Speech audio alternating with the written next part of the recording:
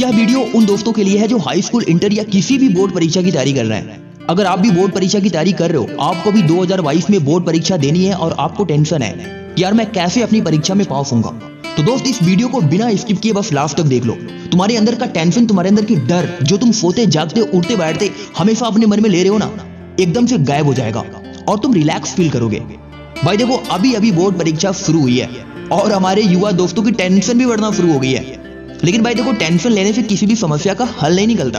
और भाई ये परीक्षा है, कोई समस्या नहीं है जो तुम इतनी टेंशन ले लेके मार परेशान हुए जा रहे हो। दोस्तों, आपको किस बात की टेंशन है? इसी बात का ना कि कहीं मैं परीक्षा में फेल तो नहीं हो जाऊंगा, क्या होगा मेरी परीक्षा में, क्या मैं सही से लिख पाऊंगा या नहीं। बस इसी तरह के सवाल आपके मन में चल रहे होंगे। भाई देखो, जब मेरी भी हाई स्कूल की परीक्षा होने वाली थी ना, तो मैं भी बहुत परेशान था, बहुत टेंशन ले रहा था। सोच रहा था कि यार कहीं फेल तो नहीं हो जाऊंगा, कैसा होगा पेपर, कैसा नहीं होगा, लिख पाऊंगा या नहीं। ऐसी बहुत सारी परेशानियां थी, बहुत सारी मुश्किलें थी।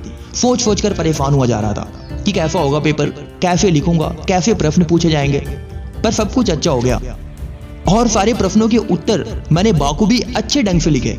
और कमाल की बात तो यह है दोस्त कि मैं पढ़ने में भी काफी इंटेलिजेंट नहीं था, एक एवरेज बंदा था।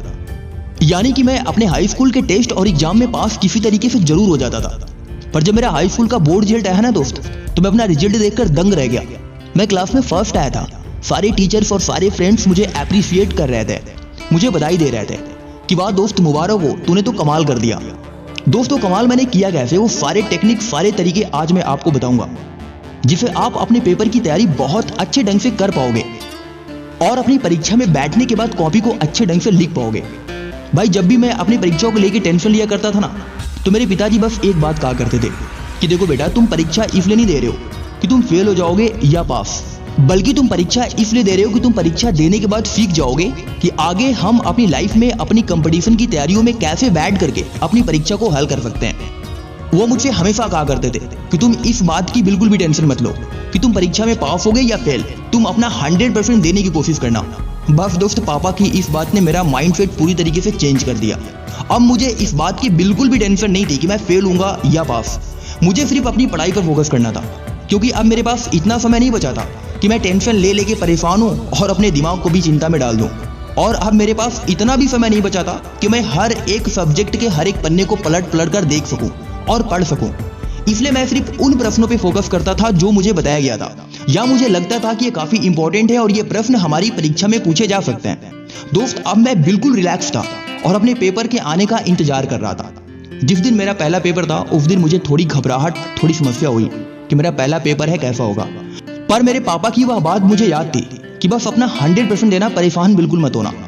जब मेरा पहला पेपर मेरे सामने आया तो मैं सबसे पहले उस पेपर के सारे प्रश्नों को ध्यानपूर्वक एक एक करके पढ़ने लगा। और पढ़ने के बाद मैंने उन प्रश्नों पर टिक कर लिया जो मुझे आते थे।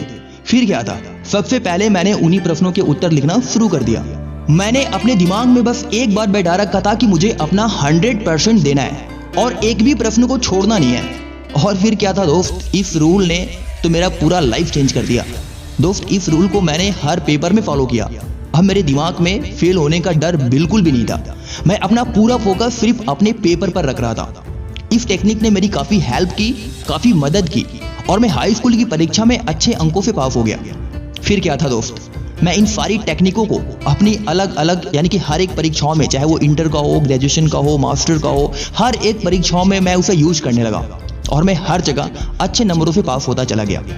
दोस्त, अंत में बस एक शब्द और कहना चाहता हूं, किसी भी परीक्षा में फेल होने से डरो मत।